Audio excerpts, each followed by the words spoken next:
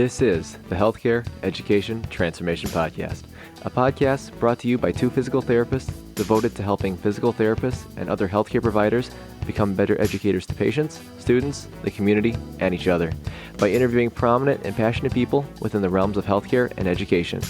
The Healthcare Education Transformation Podcast is intended literally for educational and entertainment purposes only. No clinical decision-making should be based on only one source, and therefore this podcast should not be used as personal medical advice. While care has been taken to ensure accuracy, occasionally mistakes and factual errors can be present, as we are only human. This is our journey on the road to becoming better educators, so get ready with your pen and paper as class is about to begin. Hello and welcome to the podcast miniseries through the Healthcare Education Transformation Podcast, in which we will be hearing from experts and leaders in the physical therapy education realm from different roles to discuss the issues of DPT clinical education and the post-graduation professional path for physical therapists. The following episodes will feature updates regarding advances to these issues, collaboration with individuals with differing roles to really get different perspectives, and collaboration for ideas that can best help bring forward thinking to facilitate discussions that can really lead to some positive changes in these realms. Now, I'd like to take the time to thank the phenomenal guests of this panel for their service and their contributions to the professions, and frankly, for that time. And with that being said, I'd like to welcome the three guests today. They are Dr. John Childs, who is the CEO of Evidence in Motion, Associate Professor and Director of Research at the U.S. Army-Baylor University Doctoral Program in Physical Therapy, Dr. Bob Rowe, who is the Executive Director of the Brooks Institute of Higher Learning, member of the APTA Board of Directors, member of the Best Practices in Physical Therapists Clinical Education Task Force, member of the Education Leadership Partnership, and much more. And last but certainly not least, Dr. Gail Jensen, who is a prominent educational researcher, faculty associate, Center for the Health Policy and Ethics, Dean at the Graduate School of the College of Professional Studies, Vice Provost for Learning and Assessment at Creighton University. Now, for this first episode, we really like to dive into the scope of both of these issues. And, first I'd like to start off with the topic of DPT clinical education, as this is kind of the first step in this continuum. And, my first question for you guys is, what has been the progression of PT clinical education over the past 20 to 30 years to what it has become now? And Gail, I'd like to start with your thoughts on this one. Great. It's a great question. It's a tough question. I'd start by, if we look over the last 20 to 30 years, clinical education is heavily influenced by what's going on in the healthcare system or just in society in general. So there's been, as we all know, increasing pressures for productivity. Now we have the triple aim or the quadruple aim, where we have to quality care, look at costs and efficiency, and really pay attention to population health issues and chronic disease. So these kinds of pressures really come to bear on the clinical side. But I think what we really need to pay attention to is how important, and certainly the study that I was involved in with my colleagues on excellence and innovation in physical therapy education, with Lori Hack, Jan Guire, Terry Nordstrom, and Elizabeth Mostrom, and Bob actually knows about this because his clinical site was in our sample, is how we found that clinical agencies, clinical organizations were very committed to clinical education and very much wanted to be partners on the academic side. So, if I had two takeaway points here, one is the critical importance of academic clinical partnerships. We cannot prepare graduates for a profession, any kind of health profession, without an academic clinical partnership. Experiential clinical education is absolutely central. And we know that the learning that occurs in the experiential clinical setting is learning that sticks. Lots of evidence, both theory and research evidence, to support that. The other piece is this need for integration. We've got to see what the integration is across the academic clinical divide, whatever you want to call it. Catherine Worthingham even wrote about this. We've got to get connected, this bridge between, it's not the academy and the ivory tower sits in one spot and the practice environment sits in the other. So we've got a lot of opportunity. Yes, we've got work to do, but a lot of opportunity to make that bridge better, to think about curriculum, not just sitting in the academic or the university side. The curriculum has to sit across. That's what really makes a difference. The other piece that's missing is we've got to have a roadmap. And we have a lack of standards, a lack of what are the milestones or the mileposts that we need for the learner across the continuum, across a career. And that's our opportunity to start there. No, first of all, I mean, I think it's hard to disagree, with anything at all Gail said. I think most people would recognize clinical education within sort of physical therapy education as a whole as kind of the sort of the weak link. I think would be the common denominator. The story I tell myself at least is that when we shifted to the DPT, a lot of emphasis was put on updating and upgrading the didactic curriculum, adding pharmacology and imaging and the didactic curriculum when we moved from the master's to the DPT, by and large, I think substantively really improved. But clinical education really hasn't been touched in terms of the model in the last 50 years. It's still very much this idea where we send students out to these disparate clinics and our strategy is mostly one of hope and prayer. And I don't say that to be critical of any DCE or anyone involved in clinical education. It's an incredibly tough task. We have these clinical sites that are loosely affiliated in many cases with the academic institution. And we just hope that the students catch some knowledge while they're out there. And in a lot of cases, they've got very passionate CIs that deliver terrific quality clinical education. And in other cases, we sort of shudder when we hear the students' experience and maybe wish for them that they could have had a different experience. So I think that's it's an opportunity, obviously, for improvement. And for all the reasons Gail said, healthcare it has a lot of challenges, productivity, billing, compliance. That's why our strategy, the way we think about it is we need to shorten DPT education, get students licensed, and get them out into a post-professional environment where you take away all those issues. As soon as you get a license, all of the nefarious kind of incentives around students billing and compliance issues with Medicare, all those things go away. So we think that the clinical education model can be reformed primarily through post-licensure education. Well, they brought up so many great concepts, and I completely agree with everything that the both of them shared. And the only thing that I think is unique is that clinical education hasn't really changed much. And I know John was really alluding to that over this time of looking back 30 years, 40 years, it really hasn't changed much. And when you look at the issues that Gail brought forward in terms of, all of the new concepts, how do we want our practitioners who are entering the workforce, how do we want them to behave? How do we want them to be able to perform in terms of basic competencies? Are we okay with the level of practice? In terms of the chasm that exists between, the ceiling of where we could be compared to where we are. So there's so much opportunity out there for us to really make a difference and improve things. And I go back to also Alan Jetty's McMillan lecture in 2012, and he talked about, the things that PTs really need to be able to do, the characteristics that they need to do to be successful. And, we have to look in the mirror and ask ourselves, are we providing that to our students in either the didactic or the clinical education? And quite frankly, I would say we're falling short. I don't think we're doing that. And so I believe that there's really a lot of great opportunities out there for us to do. I love the concept that Gail brought up with the partnerships. I mean, we've been, talking about that for a long, long time. And I believe that we have to completely break down the silo that exists between the didactic academic world and the clinical world. I've been in a lot of the different realms that we practice in. I've been in, when I first graduated, I was in, outpatient, private clinics, relatively small clinics for many years. And I was in academia for 14 years. And now for the last 12 years, I've been in this relatively large health system, corporate health system.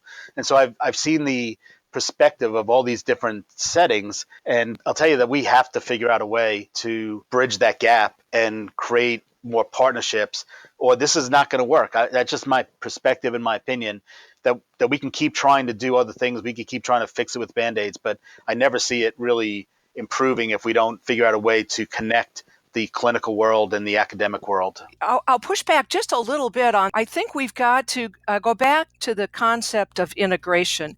And to me, it's not just plunking them in the academic world and then sending them out for practice or post-professional, getting them licensed so then that they can practice and have more opportunity. We have got to see the integrated curriculum, which I think we saw a great example at Brooks Rehab, where Bob Rowe is, in taking responsibility. The other thing we saw in our excellence study, which is a very important point, is one of the drivers for that study from the RFP, the request for proposal from APTA, was to look at clinical models and find out about cost. And we asked about cost every which way. We asked everybody, and guess what? We didn't find anybody concerned about that. Now that was a real shocker to us, because what we heard from the clinical organizations was about the commitment to the preparation of physical therapists. And they were able to navigate that within their organizations because of leadership, leaders like Bob, and making that happen and seeing the value of having students and having that partnership. I would agree with John that we need, we can't be just throwing students all over the place. We need more collaboration, more understanding. The other thing I'd say is we've got to, as a profession, identify not just the CPI, the clinical performance instrument. What are the performance expectations for a student when they leave the professional program? Now, medicine has done that with these 13 entrustable professional activities. They've said, here are the 13 performance expectations that medical students need to be able to do competently, need to be trustworthy, and be self-aware before they enter residency. Why are they doing that? Well, because of safety issues. Don't go to the hospital in July because that's when the residents start. So, we don't have a severe problem like that, but we need to put a stake in the ground. How should that physical therapist perform when they roll off, graduate and have done their clinical performance? So the other thing I'd say that is so important, and this is another one of our key findings, was in our excellent academic programs, there was not a program that did not have a very healthy, robust connection through a faculty practice, some kind of practice mechanism that was right there, connected so students could see the active practice from day one, from the first week. So this integration, we can't separate our worlds. We've got to be more integrated. We are challenged, certainly, because, and I'm sure Bob will speak to this, and John, that we don't have Medicare payback dollars. We don't have the kind of luxury that medical education has for having clinical faculty and supporting faculty. So we've got to come up with other kinds of models. So I'll stop there. This is a great conversation, Brandon. Indeed it is. And Bob, I know you said in here you kind of got something you wanted to share on this one. Please chime in. Yeah, so and hopefully I don't get in trouble for this, but as you mentioned, I'm part of the Education Leadership Partnership, and I'm glad that Gail brought up the whole issue of what medicine's doing and how they're trying to improve safety and their standards. And we're investigating that same path right now and seeing how that may be applicable to us and how that's something that might work for us or not. But we're in the investigative phase of that right now. So I just wanted to throw that out there. Nice. I think that's really important to note, especially after the APTA Board of Directors voted on the Best Practices in Clinical Education Task Force, because I know it seems like most people focused on just recommendation 1, because that was the biggest one that definitely seemed to get the most attention, which understandably so. I mean, it was a bold recommendation, of course, but I think it was interesting to kind of hear that perspective, because then since they've kind of gone to the Education Leadership Partnership for kind of further guidance. And of course, I know they've got a lot of other research that they have to do before making any decision on that. So that's really good to kind of have some insight into that next avenue.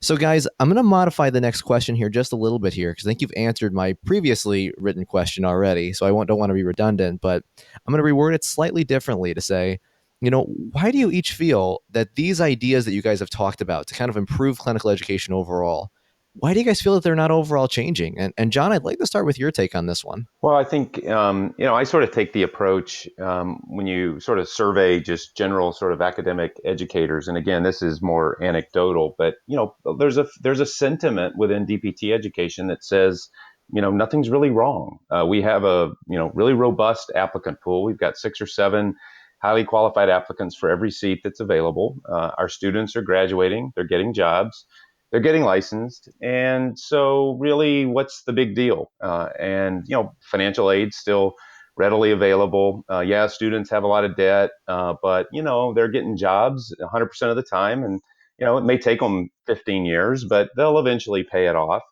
And so we're not seeing right now, the sky's not falling with the applicant pool. So within academics in general, which is, higher education is not the most progressive sort of setting. I mean, it's generally speaking, and this is not just in PT, but higher ed in general is sort of slow to evolve. So, the train that's coming with the student debt crisis, most people are just sitting back and sort of dismissing it as sort of this fictitious thing off in the, future that, really is not going to happen. And so therefore, why do we need to change? And so I think that's that's what I hear at least a lot, is that, these problems that we're talking about. Yeah, clinical education, we need some incremental improvement. We need to work on some partnerships here and there. But there's not this sense of a looming crisis and, frankly, an opportunity to really reform, DPT education. And so that's my sense of maybe why we're not seeing radical sort of change. Is I don't think there's a widespread appreciation that we actually have a fundamental problem. Yeah, no, I think that's a really interesting take, especially to hear from that. And, Bob, I'm kind of curious, what are your thoughts on that response and that question in general? And then Gail, I'll follow up with you after that. Thanks, Brandon.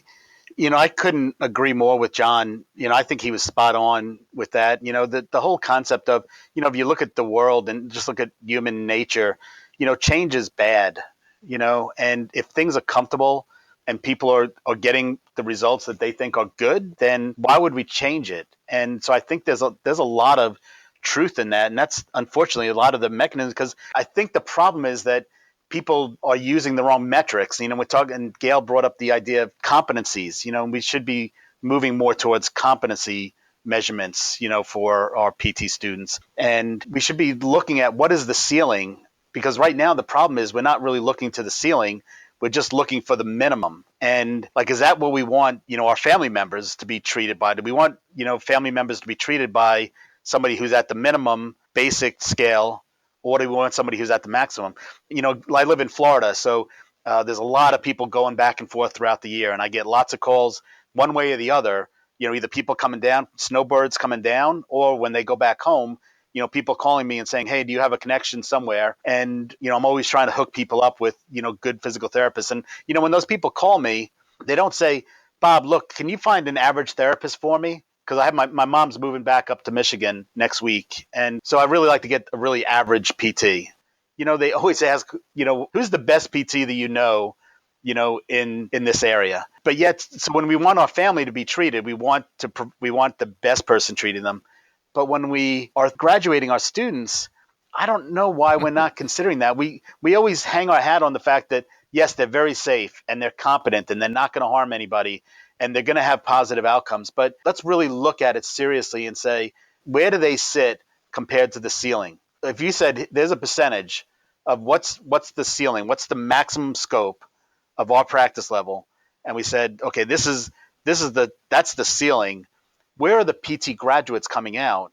And I don't really know what the number is, but it's not really high. And that's not okay, because they're representing the whole profession at that point.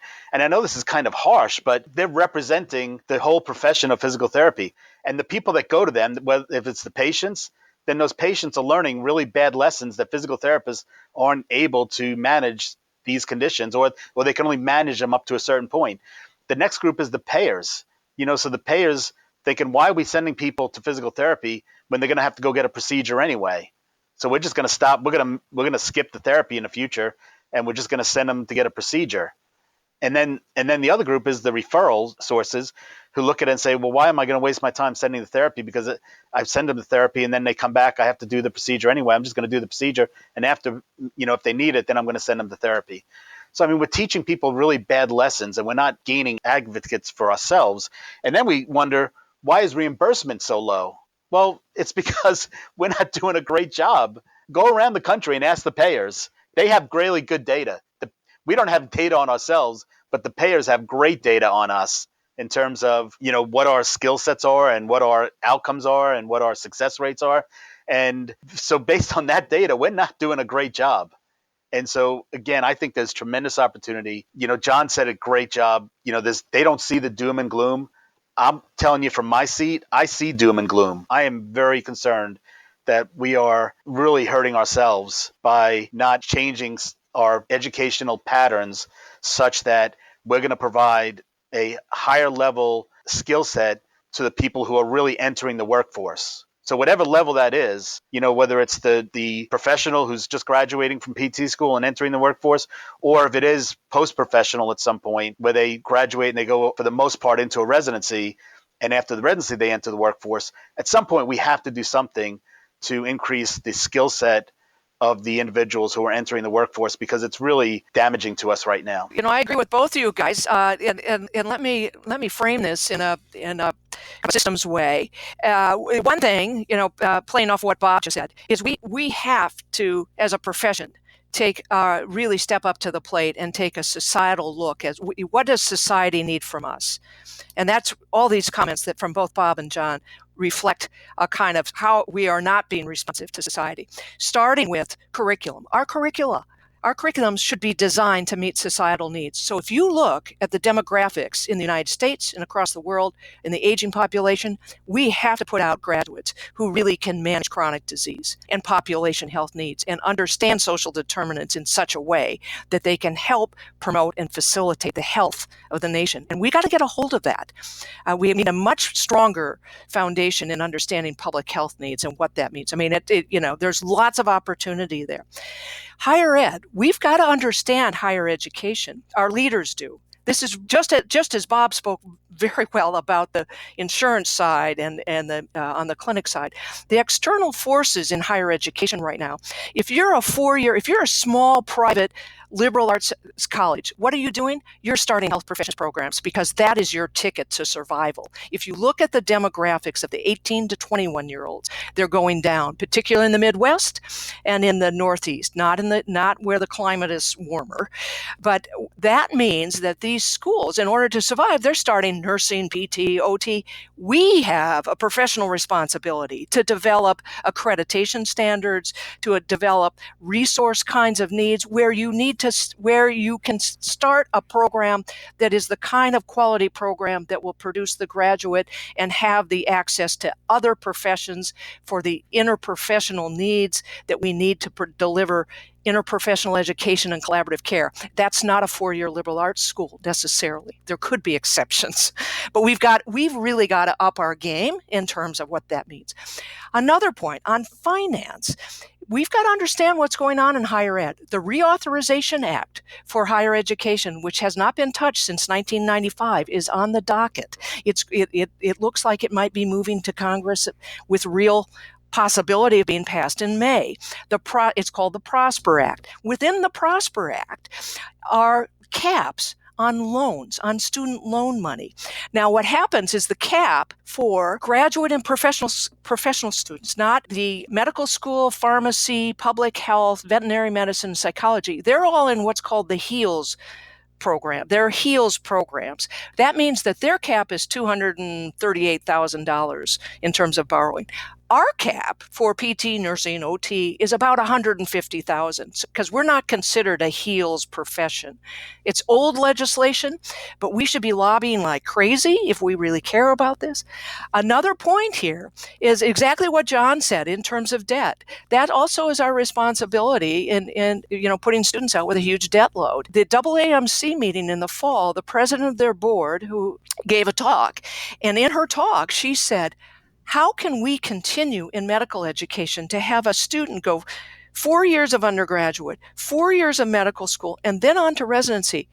Is that what it really takes? Because those costs are being passed on to patients and healthcare systems. I think that's right.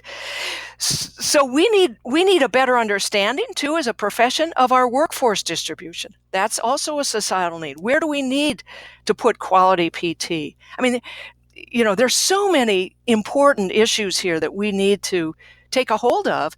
and begin to be more intentional about what we're doing. What's driving the spread of programs, the increase in programs? We certainly need more workforce, but what's driving that right now is the pressures in higher ed and the needs for survival for a lot of institutions in higher education. I see it a lot, and those forces are pretty powerful. And it's up to the profession to really take a serious look. What is it that's quality? Where do you need to situate a program?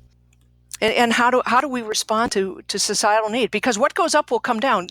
Applicant pools are cyclical. So we're up right now, but that may not last.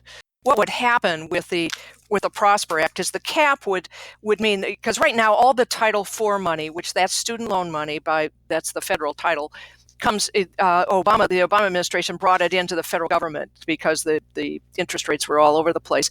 But what that would mean would be that it'd be capped on the federal side, but it would open up the door for private industry. So banks would get on the bandwagon, and there'd be money. Students could probably borrow money, but it's going to be at a higher interest rate. So this is also related. I mean, the conversations in medicine are how can medical education be more flexible to look at length of time, how a learner progresses. There's a lot going on in all the health professions. How do we really address some of these important needs? But my takeaway point here is we've got to continue to look outward and to respond to what is the outward needs are versus our own kind of navel gazing about, well, this is what's best. We know what's best. And that means we need great leaders. We need to be more intentional about developing our leaders across the board. Yeah, no, I think those are some really important points there. And, I'm going to kind of switch topics here just a little bit because I'm kind of curious. So we've talked a lot about a lot of different facets and kind of what contributes to kind of this overall situation here.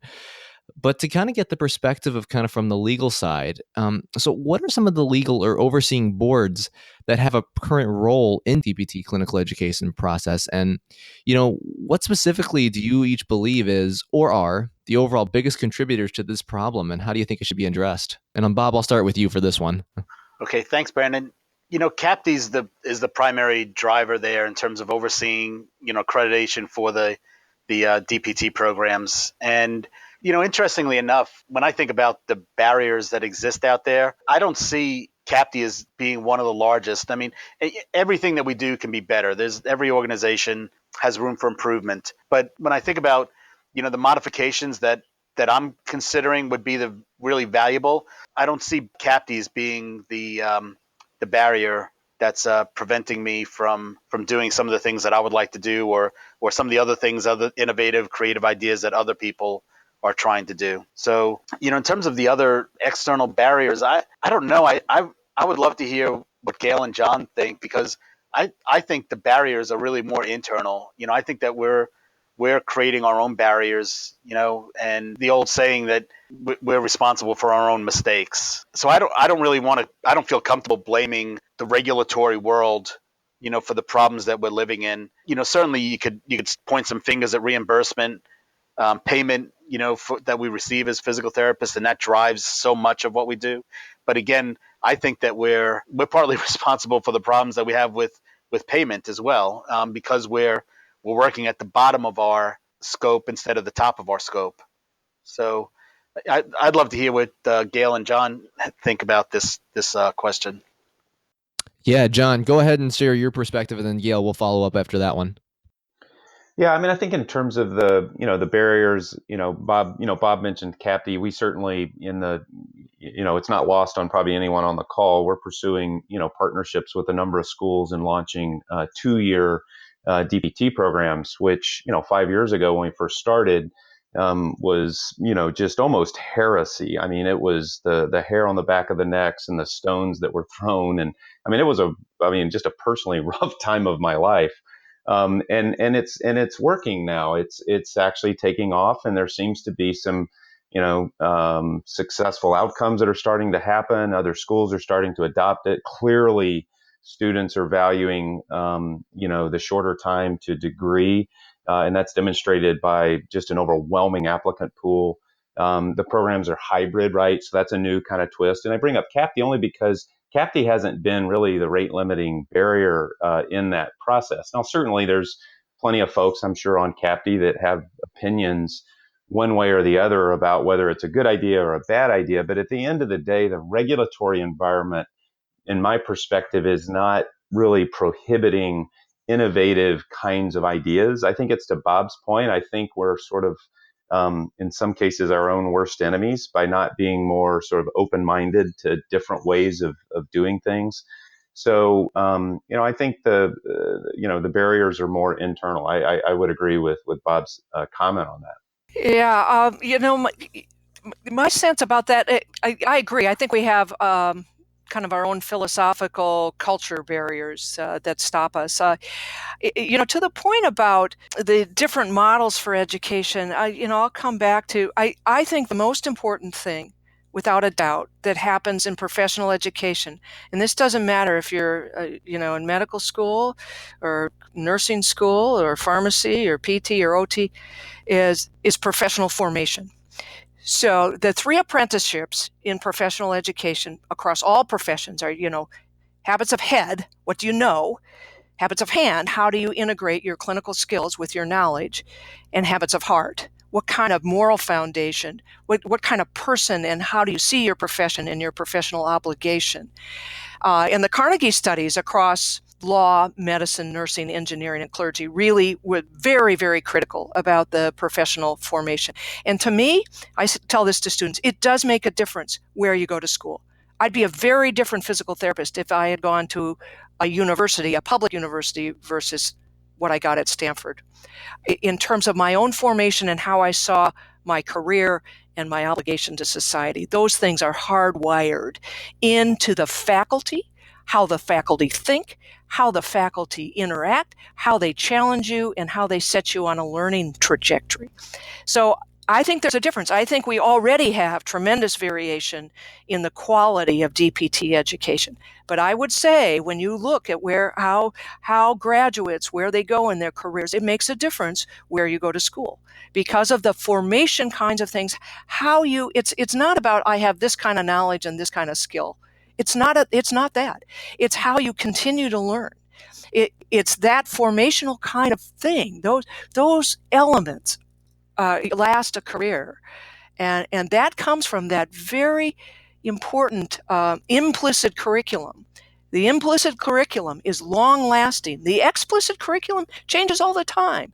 And if we look at PT curricula on paper, they all kind of look alike. So what makes the difference in what our graduates do? It's in the people. It's in those interactions and how that is delivered. It can vary. The other element I think we underestimated is what is our role in facilitating movement in its broadest terms, not just in the biomechanical terms, but we have to have a much better in-depth understanding of how we prepare students to really facilitate movement, because that patients just don't move because we think they should move. They've got to engage in that movement, and that's something that we haven't developed as well as we should. No, I think you all brought up some really good points to really hear, because I think to me that really opened up some perspective about, the regulatory boards and such. So, and really hearing that it's more of an internal overall issue. So I thank you guys for sharing that a little bit. So, now I'm going to switch gears a little bit. So say we're done with the clinical education component and now they've graduated. And of course, now comes the post-professional route. And that can include so many different facets between just going to work under someone, under a mentor, going for board certification, going for residency. And there's many others, I'm sure. So, kind of my next question is, what do you each feel are the biggest limitations or consequences of kind of the overall current post-graduation professional path? And John, I'd like to hear your thoughts first, then followed by Bob and then Gail. Yeah, well, certainly I think we're starting to see a shift to more and more graduates going on to residency, but that increase is really, really incremental and it's very small, right? I think Bob probably knows, or Gail, the numbers better than I do, but less than 5% of graduates go on to post-professional residency training. In medicine, I think it's well north of 90, maybe 95% of physicians go on to residency. And, we had the whole discussion of should, residency be mandatory? And people oftentimes I find it interesting, people always refer to the medical model as sort of the standard and say something to the effect of, well, physicians have to go to residency. Well, no, actually, there's no requirement that a physician goes on to residency. There's no requirement whatsoever. There's no mandate. It's simply that employers, by and large, demand it. And so physicians' behavior reflects that, because if you want to get a job, you go to residency, but there's no regulatory requirement around going to residency. You have physicians that are general practitioners that may work in a doc in the box. I mean, there's certain settings where a physician can work without residency, but it's very limited. And so I think we need to see that sort of cultural shift within physical therapy where employers start to really value residency training. And when employers start to value and self-select those who've gone through some post-professional form of training because it adds value to their practice, then I think we'll see the shift happen. Now, should we make it mandatory? I don't think so. I don't think it should be any more mandatory in PT than it is in any other health profession. I think the employers ought to drive that through valuing those who've gone through it preferentially over those perhaps who have not. And frankly, until we really do something more substantial with student debt loads, most students simply cannot afford to go through residency. So we've got a supply problem, right? We don't have nearly enough residency opportunities available. But even if there were those opportunities available, in good conscience, I can't counsel many graduates that it makes any sense for them to go to residency when they're coming out of school and they've got, 200,000 plus debt. They need to go get as high paying a job as possible in frankly, whatever setting. And I say that obviously, not proudly, right? I mean, you want students to be able to chase their dreams and get into the best settings. And oftentimes to get in the best settings, you might take a little bit of a haircut on your comp because the employer is going to invest in lifelong learning and, you're doing it for reasons other than salary. But frankly, there's a lot of students that just need to go make money because they're never going to get out of debt otherwise. And so until we do something about the student debt crisis, residency to me is still something that's, at least at scale, is something that's more in the future. So I think John brought up some great points, and I agree that it should not be mandatory. I just, that's not the world I live in. I don't believe in mandatory anything. That's just not who I am. But I do think it should be the normal continuum for the vast majority of physical therapists. And because you see the physicians who don't go into residency, what happened, I mean, they're typically going on and doing onto a research track, so they're going to go straight into a PhD, or they're going to go work for a pharmaceutical, or they didn't get really the match they wanted, in residency. So they're either going to try and wait a year, or they'll just go do something else, so, and I think that should be the norm eventually for us, that the people graduate from physical therapy school and then they automatically go into residency to really learn the skill of what you're going to practice. 30 years ago when I graduated, people didn't go into residency. Residency didn't exist, quite frankly. But you went to acute care to try and learn what it was like to be a PT. You learn the scope of what we did and how we did it, and you received mentoring in that environment. And that's how we did it. And, that was okay. There was some value in that. But today people aren't graduating going into acute care settings. It was almost like written in a blood, that we had to sign on the dotted line that we're going to go work in an acute care setting. Today people are graduating and they go straight away into a neurologic setting or a pediatric setting, or women's health or orthopedics. And the education that they're getting based on CAPT's evaluative criteria isn't setting them up to be a specialist. It's setting them up to be a term that we came up with in the clinical education task force was basicist, because it's really not even fair to say generalist, because generalist we think should be a specialist who's a generalist is somebody who's a specialist seeing general practice, like maybe a family medicine physician. So we came up with the term basicist. They graduate as a basicist, but then they're going and practicing in specialized settings. And so we're not setting the world up for success. We're setting the world up for failure, and it keeps digging a deeper ditch for us. So that's the thing that I think about, with this post-professional, that we should be going that direction. We should be trying to do the best we can to move that direction. I respect John's comments related to the debt. It is a crisis, and we absolutely have to do something about it. And I hope that there's ways that we can do something sooner rather than later, so that we can allow people to go get this training.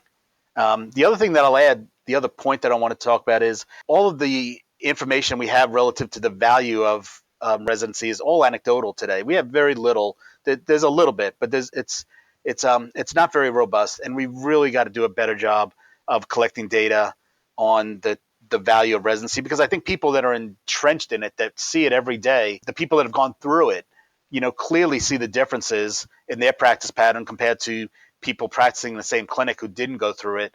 So to many of us that are involved in it, we clearly see the difference. We see the value. We see the benefit. But there's still a lot of people out there, naysayers, that are saying, well, show me the evidence. Show me that it's better than nothing at all, or show me that it's better than, if you don't go to residency. And quite frankly, we don't have that right now. And so it gives people opportunity to kind of, be antagonistic to this level of learning. And so we have to do a better job. Again, it's another problem that we've created, because we just haven't done a good job of collecting data and analyzing it and publishing it. And we have to start getting much better at that. So thank you. A couple of quick comments, to pick up on Bob's last point. The profession, we have an obligation, I think, to gather data, standard data, either through surveys, exit surveys, and really create a data warehouse and share that publicly. That's very important. Another comment I'd make that, and it's always been perplexing. Nicole Christensen did her dissertation in this area, is that we have the lack of understanding of how we teach and learn, facilitate clinical reasoning. And this driver to say, one of the drivers for learners to residency programs is they want to really develop their clinical reasoning ability. We've got to back that up. Clinical reasoning need to start the first week. So we need a continuum of what we're doing to develop the clinical reasoning ability of a professional is essential to how you build knowledge and how you continue to create your clinical knowledge. Those metacognitive thinking skills are just non-negotiable. So we need a better handle on how we do teaching and learning in that area. And to that end, we found in our study that programs, and we intentionally went to academic programs that had residency connections. So those clinical faculty working with residents talked about how it enhanced their ability as a clinical instructor with entry-level students. So we've got lots of opportunity here to do a better job in the development of clinical reasoning abilities all the way across the continuum, and it needs to start in the DPT programs. Yeah, no, I think everyone brought up a lot of really good points there. And, kind of now to follow up kind of on the last question for this first episode is, we've talked about some of the limitations with kind of this post-professional model and some solutions, but, what can we do, like from a student point of view, from a practicing clinician point of view, from a current educator point of view, to really help contribute to advancing these solutions forward to make this happen? And Gail, I'll start with you on this one. Great, thanks. Well, Bob will have something to say about. I think the ELP, and Bob can explain more what that collection of leaders in our various educational units in the profession have a really important role for the profession. What does the profession need to do? And that we agree. We can't be bickering with each other. We can disagree on certain things, but we have got to have a clear vision of where we need to go and how we need to do that. And to me, an important element in that is, and I think we are making progress, is the importance of education research. Education research is just as important as what we've done over the last couple of decades to develop clinical research in the profession. And we have an urgent need, I think, to develop education researchers to support education research projects that are not single classroom, school program projects, but are more robust questions and shared methods that can help us really investigate, explore some of these really important areas. So I think we're making progress, but I'll turn to, Bob can talk about the ELP and I think we have great leadership at APTA and the education side too, with Dr. Stephen Chesborough and Bill Boysenart. I think we're moving in the right direction. Okay, thank you. So thanks for throwing that softball up for me, Gail. So many years ago, the House of Delegates passed a motion that asked that APTA create a task force to investigate professional education. And so the first group out of that was the Excellence in Education Task Force. Roger Herr was the chair of that and had many, brilliant minds on that task force. And one of the outcomes of that task force was to create this concept of the what turned into the ELP, the Education Leadership Partnership. And so the ELP exists today. It's existed for about 2.5 years, and it consists of 9 members, 9 voting members. 3 members come from the APTA Board of Directors, who are appointed by the APTA Board of Directors. 3 members come from ACAPT, the American Council of Academic Physical Therapists, and then the other 3 voting members are appointed from the education section. And so that group comes together, and we have monthly phone calls. We have face-to-face meetings at several conferences throughout the year, probably about 3 times a year. We have face-to-face meetings, and we really work on thinking about what is the vision. And so the mission of this group is to decrease education variance that exists within PT programs. And so a lot of the things that we've talked about today, that's what the ELP is having similar conversations about, talking about the student debt, talking about educational standards and competencies. How do we create an educational research agenda, which we're really moving forward on very, very quickly. So that's exciting to see where that's going right now. And many, many, many other things that are components and parts of the discussion. There's within that group, there's also many consultants that are groups that either individuals or agent, organizations that are consultants to that group, like ABBTRV and ABBTS and CAPTI are all consultants to the ELP. And then there's also clinical appointments, individuals that are, consultants to the ELP and people from corporate practice backgrounds. So again, we're trying to get lots of different feedback and perspectives from many different people to really solve the problems that we see within our educational system today. And, the reality is there's a lot of work to do and there's lots of opportunities. And I feel like this group is doing a nice job of navigating through that and tackling that. And Gail brought it up that, the staff leadership is fantastic. We work with Bill Boisenault and Stephen Chesbro and several other APTA staff members. And so they really set us up for success and add the discussion and provide resources for us. And so, and I happen to be one of those members that participates. I'm from the APTA board. I'm an appointed member of the ELP. And so it's exciting to participate on that group and really have an opportunity to see where we can go and how we're going to get there. I appreciate both Gail and Bob's comment. I could not agree more with Gail's sort of emphasis around the need for more educational research. We've had a huge sort of evolution of clinical research over the last, 20 years. We've got a lot of evidence to support a lot of the things we do. But we've spent very little energy as a profession in sort of, how to teach, how to learn, educational models, which one's working, which ones aren't. I use this analogy all the time. When it comes to collaboration and research, as a researcher, we don't think twice about reaching outside the walls of our institution to gather whatever co-investigators we need to be as competitive as we can for our grant application. And truly, like we don't care where the institutions are. Institutions readily collaborate. Grant funding is shared across institutions. The model works. When it comes to teaching, oh my. It's a fundamentally different thing. The curriculum is like the sacred cow within an institution, and you don't dare share it outside of the institution. And in faculty, and I'm just going to be really maybe cynical here, faculty hide behind this sort of academic freedom as an excuse to be average, to not be held accountable, and to do whatever the hell they want to do. And like that may sound like a bit cynical, but that's my view. And so that's one of the sort of fundamental premises around what we're trying to do is get institutions working together on building a single world-class curriculum that's shared across institutions. That's heresy, though, in this sort of current environment where the curriculum is sort of viewed as this thing that belongs in the silo of the institution and dare not be shared outside because, what's mine is mine. PowerPoint came along and all of a sudden the definition of being an effective faculty member became, how charismatic and pretty a PowerPoint presentation you could deliver. And that's a real shame because that's, I think, really diluted what faculty are really designed to do. And so, hopefully we'll see a change in that. I simply couldn't agree more that we need a huge sort of emphasis around educational research, best models for learning, and that we can see collaboration in academics and in education, just like we've seen in research.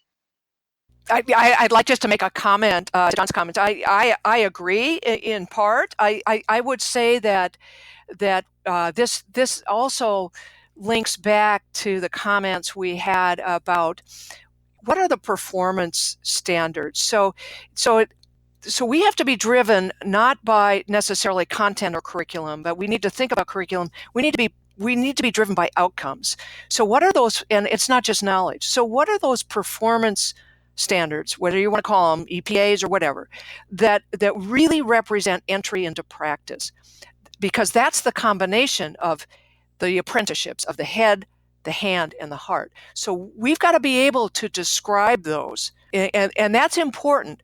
And then that in turn, I think, I agree that there are some things in terms of what do you absolutely need to know, what's nice to know. And the problem in curriculum is just like any kind of novice development. When you have new faculty or whatever, they want to teach everything that's inside their head. And you've got to be able to understand very clearly.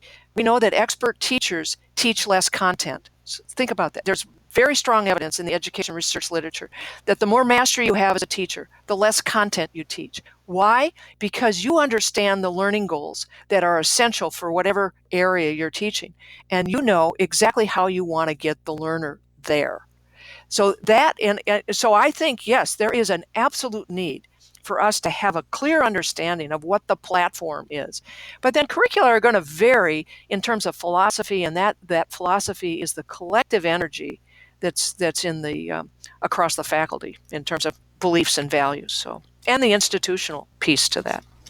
Yeah, no, I think this has been overall a fantastic discussion, and I think I've at least learned a ton, learning from you guys all. So I want to thank you guys for that. And, my big thing is that I want to see that people can really listen to this and really overall share this, frankly, with a lot of people that probably need to hear this, because we need to get the message out to as many people as we can to really help generate some discussions, get those thought processes going, to really help consider some alternative ideas to help advance some of the stuff forward. And I think some of the recommendations and stuff from these 3 expert panel people, then that is incredible. So I think first of all, I want to give all of you a shout out and big thanks for all that you've done for the profession and for coming on today. So I thank you for that.